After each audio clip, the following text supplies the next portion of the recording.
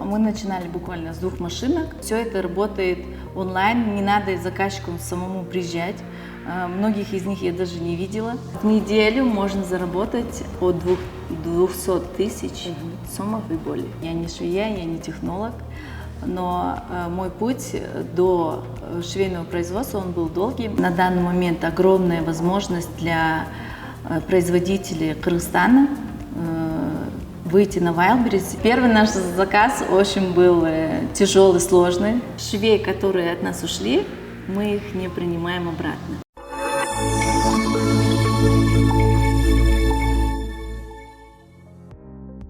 Всем привет, с вами Алия Арашева. Если вас интересует швейный бизнес, вы смотрите в эту сторону, в эту отрасль, вы не знаете, как начать, с чего начать, сколько потребуется денег, то это видео будет для вас интересным. Сегодня мы беседуем с владелицей швейного производства Монамис, которые работают с российскими рынками и Wildberries, Асель Абдразаковой. Асель, привет. Привет. Асель Абдразакова, владелица швейного производства Монамис. Начав свое дело с 2 швейных машинок в 2022 году, вышла на зарубежный рынок. Основной торговой площадкой для изделий Монамис является Marketplace Wildberries. С чего начался именно твой путь в швейном производстве? Когда ты начала и почему именно швейное производство? Нашему производству буквально год и 5 месяцев. И мы совсем за короткие такие сроки разрослись так, что я не ожидала таких результатов. Мы начинали буквально с 2 машинок, и это были небольшие 3 комнаты. На сегодняшний день мы имеем производство более 300 квадратов и более 35 сотрудников. А швейных машинок у вас сколько? 35? Но если в совокупности брать, у нас на сегодня 40 машинок, они подразделяются на как прямострочки, спецмашинки и так далее. С какой суммы нужно начинать швейный бизнес? Все это зависит от желания самого собственника. Мы начинали буквально с 2 машинок, но эти 2 машинки, скажем, стоят, грубо говоря, 100 тысяч. Вот. Сомов? 100 тысяч сомов, да. Со 100 тысяч сомов, я думаю, что можно начать. И желательно этот бизнес начинать с малого, потому что есть огромные производства, которые размещены на более 500 квадратов и более 100 машинок, но пустует производство. Вот чтобы этого не было, этот бизнес надо наращивать постепенно. Ты поставил 5 машинок, посадил, потом еще 5, посадил на 10 машинок людей, и так вот можно разрастись до бесконечности. Ну вот у тебя было 2 машинки, и сколько сомов ты вложила? Вот там в любом случае это же ткани, это фурнитура, это еще в любом случае другие затраты, то же самое передвижение по городу, логистика. На это все сколько денег тебе на первоначальном этапе понадобилось? Но опять-таки эти вложения были постепенные. Сейчас, если в совокупности взять, это может более 200 тысяч сомов. Ну, я не думаю, что было более. И для начала, для начального этого бизнеса этой суммы достаточно. И все-таки опять зависит от желания развиваться самого собственника. Ну ты вот упомянула о стратегии. У тебя была стратегия, у тебя был человек, который тебя направил, рассказал, как это работает, либо, может быть, ты покупала какие-то курсы по ведению бизнеса, ты обучалась этому, либо есть все-таки опыт какого-то близкого человека, который поделился бесплатно этим своим опытом. Но на самом деле обучение я прошла множество. И были хорошие обучения, были, которые совсем не имели никакого смысла, но стоили денег. И на рынке очень много всякого рода обучения, но надо знать, у кого обучаться. Я предпочитаю молодых, прогрессивных, так как рынок нынче другой, он не работает по старому методу. И сейчас в любом случае новые методы хороши. У нас были 2 машинки. Эти машинки являлись машинки моей мамы, принадлежали ее мастерской Курдаш. Все начиналось оттуда, благодаря маме. Ее так скажем, помещению и ее оборудованию мы выросли в несколько раз. Давай посчитаем, рулон вот такой ткани во сколько тебе обходится? Примерно рулон этой ткани обходится в 13,5 тысяч сомов. Угу. И за одного рулона сколько вы таких костюмов получаете? Приблизительно 40, а то и 50 изделий. Угу. И сколько за комплект вы уже выставляете, какую стоимость? Цена этого комплекта стоит 850 сомов. Угу. Понятно. А на Wildberries его продают уже За 2,5 тысячи рублей. Да. Угу. И я так понимаю, что именно на такие костюмы большой спрос. Сейчас тренд на лапшу, Мгм. и, соответственно, большой спрос на эту ткань.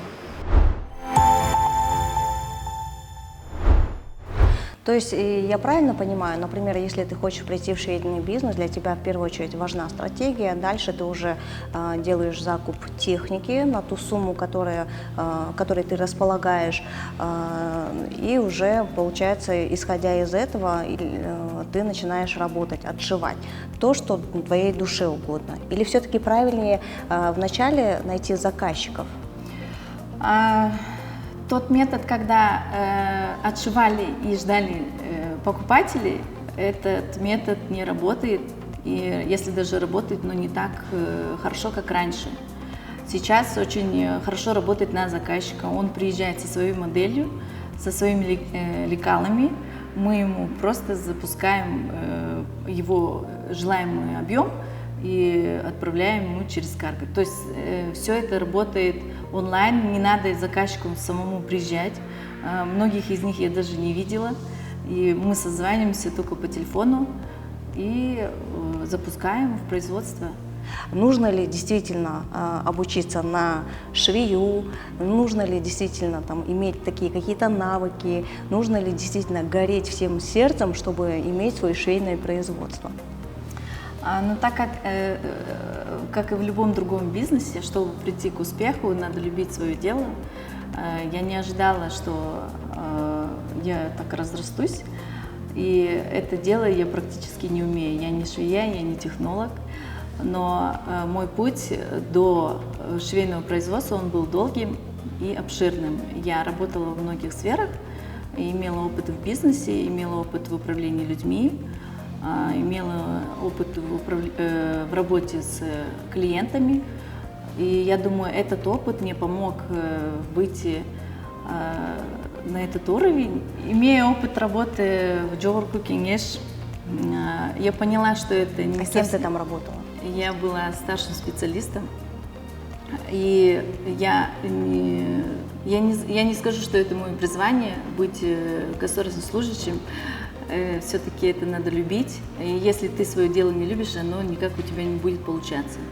Я, проработав буквально полгода, увольняюсь, устраиваюсь в частную юридическую компанию, где я тоже долго не проработала.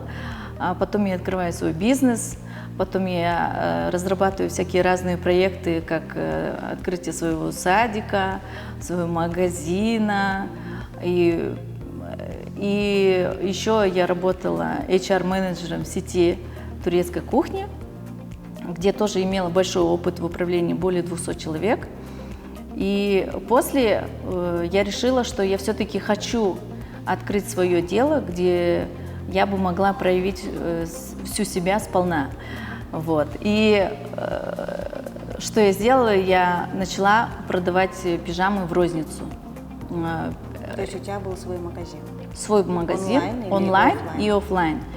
Но я сразу поняла, что нынче рынок, как раньше, однозначно не работает. Все, что офлайн, оно не дает столько прибыли, как онлайн. И этот бизнес я тоже долго не вела, потому что конкуренция высокая, маржинальность маленькая, там больших денег не видать. Я решила снизить себестоимость этих пижам и решила, так сказать, отшивать эти пижамы самой себе и их реализовывать. Я привлекла девушку, которая бы мне отшивала, но, к сожалению, она мне отшила так же дорого, как и привезенные пижамы. И пришла мысль, что я могу этим сама заниматься. Я привлекла первую швею свою. Мы с ней долго не смогли посотрудничать, так как она заболела. После я начала развиваться у своей мамы в мастерской. У нее было тогда там 2 машинки, и с 2 машинок я ей практически начала. На тот период, когда я начала, как раз объявили санкции в России, что привлекло еще больше заказчиков, клиентов на наш рынок. И за такой короткий период мы вот так вот разрослись. Товары кыргызстанского производства заняли особое место в Wildberries. Особо радует, что женщины, девушки, сидя дома, научились не только шить, но и продавать и реализовывать свою продукцию. Это прекрасный кейс. Сейчас давай поговорим про Wildberries. Да, это очень интересная тема.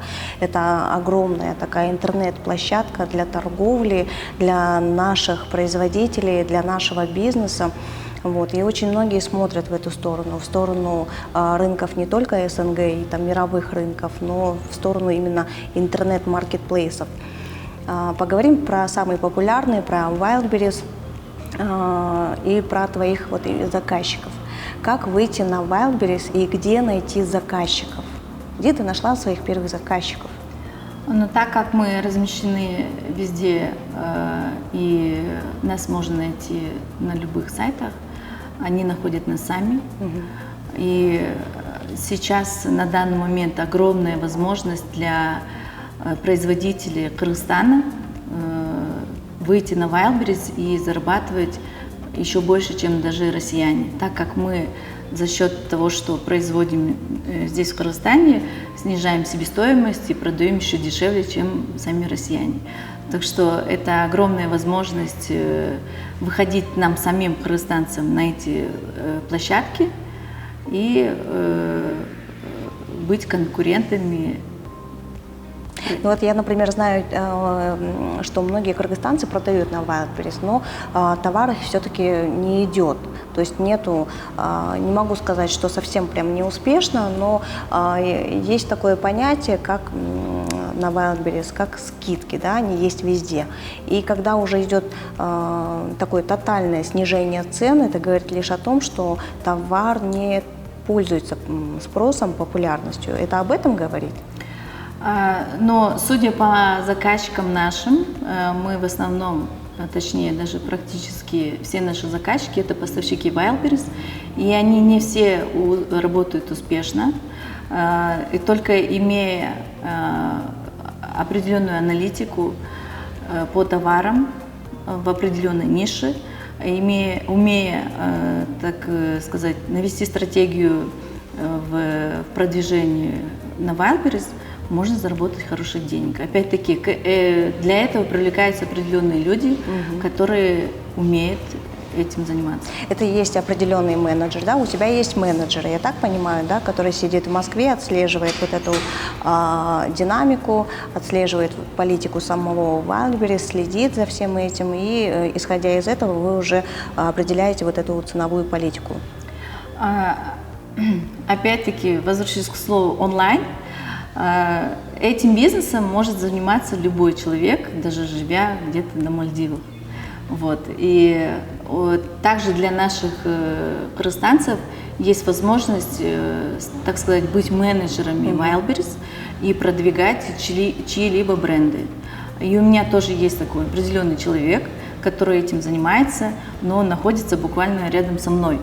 То есть я не обращаюсь за специалистами в Россию, так как многие этому сейчас и умеют и здесь у нас в Кыргызстане. Мы выбрали нишу пижамы, домашняя одежда, повседневная одежда, что очень актуально сейчас.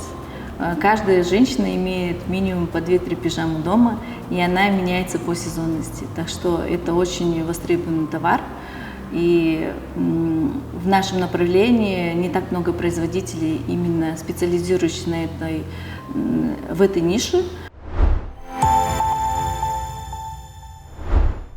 Ну, очень, конечно же, интересный костюм, он мне нравится, так как я люблю, свободный, ничего лишнего. И ткань действительно очень приятная. И получается, если я хочу себе такой костюм, я должна заказать целую линейку. Нет, ты должна будешь заказать целую партию от 500 штук.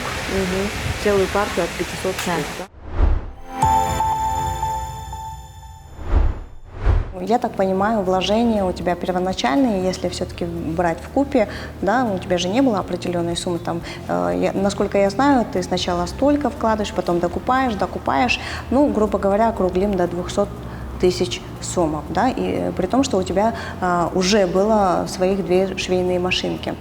За какой период времени ты уже смогла отбить эти деньги Но это такой... и выйти на чистую прибыль? Это такой хороший бизнес, где можно заработать хорошие деньги. И, Мы уже поняли это. и отбить, так сказать, обналичить вложенные деньги можно буквально за один заказ. То есть, опять-таки, это цена вопроса, то это зависит от количества объема в целом заказа и от маржинальности. Ну, расскажи про свой первый заказ. Что это было, сколько единиц товаров у тебя ушло, кто у тебя, самое главное, заказал и на какую сумму? И свои эмоции в этот момент. Да, я сейчас возвращаюсь в прошлое и в самое начало. Да? Вот, первый наш заказ очень был тяжелый, сложный. Мы буквально 150 единиц пижам отшивали 1,5 месяца. Это долго, да, считается? Это очень долго. Сейчас, на данный момент, мы еженедельно отшиваем 10 тысяч единиц пижам в неделю. А тогда мы, получается, 150 растянули на целых 1,5 месяца. Очень было неудобно перед заказчиком, но благодаря умению вести переговоры, наше сотрудничество завершилось положительно, то есть никто не пострадал. То есть на 2 машинках, да, нужно же еще и это учитывать. У тебя же было 2 машинки. Да, 2 машинки были, и мы сразу дополнительно докупили, привлекли еще определенных людей, которые нам помогли завершить этот заказ. Но это был самый сложный в моей жизни заказ. Да, кто это был? Это российские был, были нет, какие-то? это был местный парень. Если он меня видит, я хочу передать ему привет. Но он как, с пониманием, да, отнесся? Он с пониманием отнесся, мы остались друзьями. В Кыргызстане очень много программ, государственных программ, иностранных, там, зарубежных программ по поддержке отечественного бизнеса. Скажи, ты на эти программы подавала заявки для того, чтобы на какие-то гранты, для того, чтобы получить какую-то помощь? Пока не имею такой возможности, потому что для того, чтобы участвовать в таких программах, нужно иметь 3 года опыта. А так как нам сегодня буквально год и 5 месяцев, у нас еще есть время для развития, я думаю, в последующем мы будем обращаться и участвовать в таких программах. С Нового года вступил в силу новый налоговый кодекс. Там существует, ну, то есть уже есть изменения некоторые, и в этом налоговом кодексе есть льготы именно для швейного производства, для швейной отрасли. Насколько я знаю, вы можете работать на основе единого налога, что очень упрощает вашу работу, и это действительно хорошая господдержка для швейного производства. Там есть еще другие субъекты предпринимательства, которые могут воспользоваться. Ну, так как мы сегодня говорим только про швейников, скажи, ты, как это повлияло, вот, начиная с Нового года, на твой бизнес?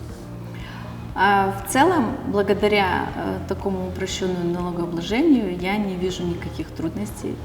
У меня есть бухгалтер, который закрывает все эти вопросы, и сумма этих налогов не составляет больших денег, и она значительно, так сказать, даже неощутима.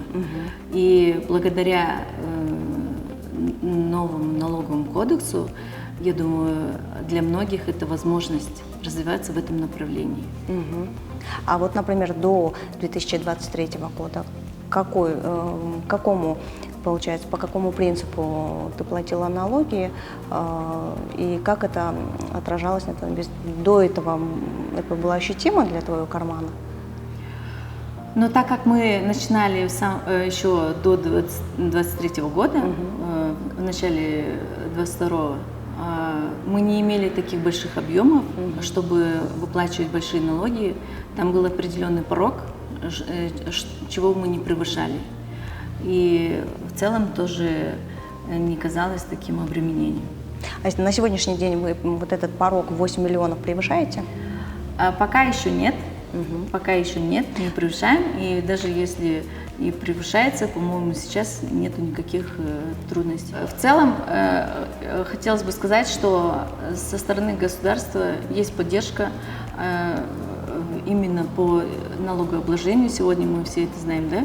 И сейчас об этом говорим. И еще совсем недавно появилась возможность при швейном производстве открывать безлицензионно садики. Это еще одна моя вторая мечта, так сказать, одна из первых, где я хотела бы проявить себя тоже. Мы будем еще расширяться и при швейном производстве открывать садики для наших работников. Для детей сотрудников. Для детей наших сотрудников. Давай поговорим о технической части твоей работы. Да? Помимо пошива, там еще есть и другие сотрудники, да? Тех, кто утюжит, утюжницы, да? Швеи. Кто еще должен быть в команде, чтобы работа шла бесперебойно? Чтобы запустить швейное производство полного цикла, нужны закройщики, технологи, швеи, определенные швеи спецмашинок, утюжники, специалисты ОТК, упаковщики, и есть еще определенные моменты, для чего еще привлекаются люди. Вот. Но помимо этого, для каждого производства, я считаю, и для каждого собственника нужен управляющий. Благодаря управляющему собственник может освободить свое время. И большая часть наших швейники думают, что если швейное производство открыть, надо там жить, но никак нет, просто нужно привлечь определенных людей и также продолжать вести свою жизнь. Часто бытует такое мнение, что швеи это такие сотрудники, которые меняются очень часто. То есть именно в этой профессии большая текучка. Хотелось бы еще добавить то, что на сегодняшний день цены на определенные виды услуг швей соответствуют, то есть такие же цены, как и в России. Та швея, которая зарабатывает сегодня у нас 50 тысяч, она также может заработать на таком же количестве 50 тысяч рублей в России, что не имеет никакой разницы. И я не вижу смысла нашим сотрудникам, нашим соотечественникам ездить за границу и зарабатывать деньги. Эти деньги сейчас можно заработать и у нас в Кыргызстане, просто работая на определенном производстве. Конечно, это очень тяжелый труд, и на нашем производстве, чтобы наша швея имела энергию, желание работать, на нашем производстве 3 раза в неделю проходят тренировки для наших швей. У каждой из них есть определенный коврик для йоги, приходит тренер, и они занимаются спортом. То есть мы предоставили такую возможность, чтобы они, не теряя времени, этим занимались у нас на производстве тоже, за счет чего они выравнивают свою осанку и в целом здоровье. У тебя работают и мужчины, и женщины на станках, так скажем, да? Кто из них более производительный? Если брать в сравнение, конечно, мужчины могут быть более производительнее и усерднее, так сказать, в работе. Вообще, это, мне кажется, только у нас в Кыргызстане или же, так скажем, в Средней Азии или в странах СНГ работают в основном женщины. Если брать это другие страны, как Турция, Бангладеш, Вьетнам и Китай, там работают в основном мужчины. У мужчин все-таки выносливость больше. Выносливость, да. А женщины, помимо того, что они еще и содержат свои семьи, они рожают детей, они должны успевать в быту. Вот. Какие люди в основном к тебе приходят? Семейные, те, у которых дети уже подросли, или же наоборот с маленькими детьми, и как ты идешь к ним навстречу? Потому что, вот, например, мужчина, он может себе позволить круглосуточно работать, но женщина не может такое позволить. Естественно, круглосуточная работа, никто у нас не работает, у нас есть определенный график, и так сказать, у швеи нет возраста. Она может начать как и в 16 лет, так и продолжать до 70, пока позволяет зрение.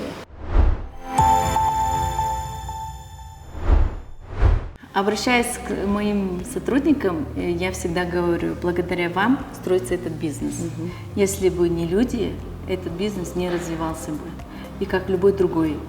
И я благодарна каждому своему сотруднику, что вносит вклад в развитие моего производства и в целом развитии Кыргызстана, потому что каждое наше изделие, оно попадает на такой обширный рынок, что люди из разных стран приобретают одежду нашего производства. Мы должны это ценить. И опять-таки, чтобы удержать или же привлечь сотрудников, нужно создать определенные условия, настроить контакт и, так сказать, поддерживать атмосферу благоприятную для работы. Но я правильно поняла, что у тебя такой проблемы, как такой масштабной с текучкой в персонале нет? Но в самом начале они были, несколько раз мы оставались совсем без швей, но опять-таки этот опыт приходит со временем, и я научилась ими управлять, так скажем, и привлекать, мотивировать и, соответственно, мотивировать, давать возможность заработать больше.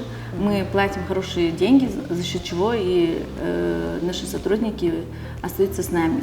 А это правда, что швея может заработать, ну, если она будет хорошо работать, в неделю до 100 тысяч сомов? Это реальные цифры. Самая хорошая скоростная швея может заработать от 50 тысяч и более. А сколько она должна работать в неделю или в сутки? Сколько часов? Это уже определяет, грубо говоря, сама швея.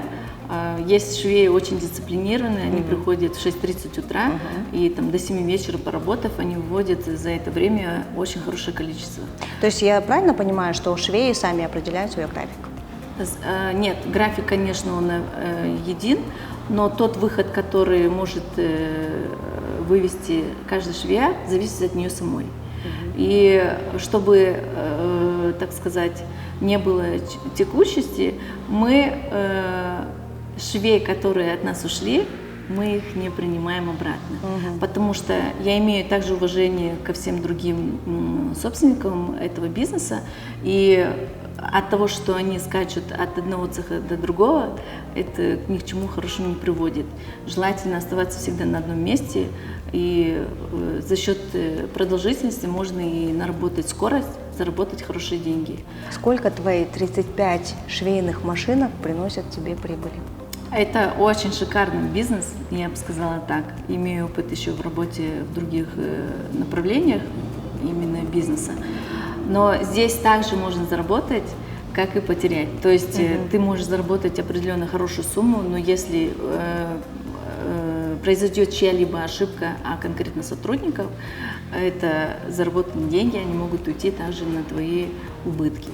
У тебя такой случай был? Такие случаи были, такие случаи у меня были неоднократно, но это опыт, и он так сказать, он только наживается. Хорошо, так сколько ты зарабатываешь? В неделю можно заработать от 200 тысяч сомов и более. От 200 тысяч сомов в неделю и более, да? Ну вот, например, если ты 200 тысяч в неделю заработала, эта неделя так, ни о чем, так? Но это считается средним. А могут вообще заработки доходить до 1 миллиона сомов в неделю? Конечно, могут. Это вообще такой хороший, еще раз повторюсь, это шикарный бизнес, где можно заработать очень хорошие деньги. Какую ткань ты предпочитаешь? Та, что подороже, или это определяют заказчики? У каждого заказчика есть определенные техзадания. Мы разрабатываем изделия согласно этому техзаданию. И все, что хотелось бы заказчику, оно все и продается на рынке. есть стереотипы. Швейных цехов очень много. Российский рынок захватили все-таки несколько монополистов из Кыргызстана. Да? Это очень дорого, требует вложения. Швеи непостоянные, сотрудники непостоянные. Для этого нужно огромное помещение. То есть очень-очень-очень много каких-то страхов и барьеров. Поэтому у тебя, как у практика, как у человека, который всего лишь 1,5 года назад открыл и уже этот бизнес успешен, хочется спросить, стоит ли открывать швейный бизнес в 2023 году? Но если мы будем жить согласно нашим страхам, можно вообще не выходить из дома. Вот. Согласна. Да. Так что в любом случае нужно развивать это направление. И я, как ранее говорила, что потребность российского и в рынке СНГ в целом, даже если каждый кыргызстанец откроет цех, он не восполнит ее, всю эту потребность. И все зависит от самого собственника, на какой он энергии это начнет. Если он начнет со страхов, что я не смогу, что у меня не получится, у него не получится. А если он будет говорить, я умею, я это сделаю, я научусь, он всего добьется. Но он должен понимать в швейном производстве хоть что-то. Например, стежки, ткань, фурнитура, что-то в технике, в швейной. Всему этому можно научиться постепенно. И не обязательно знать всю технику. У меня есть определенные люди, которые это знают в своем профессиональном опыте. И чтобы повысить их квалификацию, я их отправляю на обучение. И этим самым я, так сказать, закрепляю этих людей за мной и улучшаю свое производство. Мы вообще всю свою деятельность начинали от 50 квадратов, потом плавно перешли на 100, потом на 150, потом на 250, и сейчас переходим на 350 квадратов. Ну, естественно, если я за этот короткий период масштабировалась на 350 квадратов и более, за год я могу это утроить. Аселя, спасибо большое за такое развернутое интервью, за открытые, честные ответы, потому что не каждый собственник может поделиться своим опытом, раскрыть свои цифры. Но ты согласилась, это очень приятно, и это, как мне кажется, что тем, кто только планирует, очень будет полезно узнать, как начать свой швейный бизнес в 2023 году и не бояться. Все зависит от самого человека. Спасибо.